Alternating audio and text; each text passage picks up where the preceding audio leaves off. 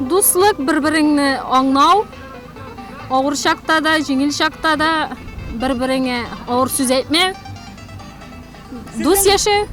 Резида Елауркина күп балалы әни бүгенге чарага тормыш иптәше һәм балалары белән килгән. Алар гаиләсендә бөтенесе дә спортны үз итә. Шуңа да мондый чараларда теләп катнашалар. Biz монда катнашырга дип килдек. Үзебез барсын да алып килдем, бар балаларны, күршеләрнең балаларын да алып килдем. Бик шат шундый мероприятие үткәргәнгә. Һәрбер мероприятиегә спортивныйга да, мондыйга да йөрибез. Проектның максаты гаиләләрне берләштерү.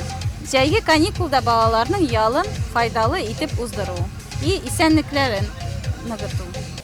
Спорт ярышлары беренче урында оештырылды. Балалар командаларга бөлінеп ярыштылар. Эстафета уеннарында үз көчләрен сынадылар.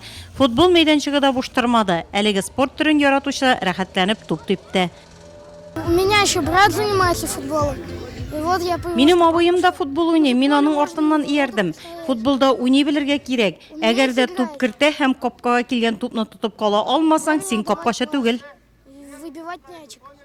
Партияның ныклы гаилә федерал проекты кысаларында үткәрелгән әлеге спорт ярышларына һәркем канәгать калды. Җәйге каникул вакытында балалар өчен әти-әниләре белән бергә уздырылган тагын бер кызыклы чара булды ул.